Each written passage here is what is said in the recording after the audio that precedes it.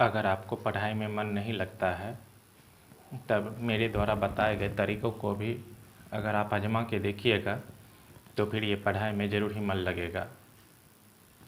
तो सबसे पहली बड़ी बात है कि आप कोई भी कंपटीशन का तैयारी करें या फिर आप कोई भी क्लास का तैयारी करें तो फिर सबसे पहले आप एक नया बुक खरीदते होंगे और उस बुक को बहुत ही जल्दी पढ़ने का प्रयास करते होंगे, जो कि बहुत ही गलत है।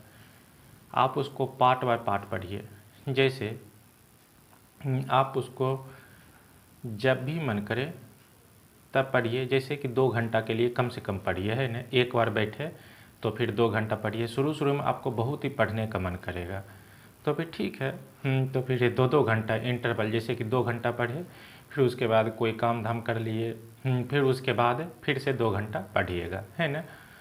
और फिर जैसे ये 10 दिन तक कंटिन्यू कीजिएगा, फिर उसके बाद उससे दिलचस्पी कम होने लगेगा। तो फिर क्या करना है ना, फिर से प्रत्येक दिन सुबह में 2 घंटा और शाम में 2 घंटा पढ़िए और बीच में कोई दूसरा बुक को भी पढ़िए, है ना। ये नहीं कि आप रेगुलर एक ही बुक को पढ़ते रहिएगा, आपका उससे दिलचस्पी पूरी तरीक़ा से ख़त्म हो जाएगा। ठीक, कोई भी नया बुक खरीदिए तो फिर मेरे ही अनुसार पढ़िए।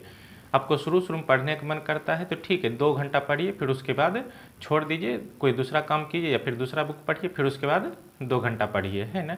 या फिर सुबह और शाम करके पढ़िए, लेकिन पार्ट बाय पार्ट पढ़िए। अगर बहुत मोटा बुक है तो फिर आप उसको छोटा छोटा पार्ट बाय पार्ट में पढ़िए और जितना पढ़ते हैं उसको पीछे से रिवीजन भी करते रहिए। जितना रिवीजन कीजिएगा उस किताब से दिलचस्पी और लगाव बहुत ही ज़्यादा आ जाएगा, है ना।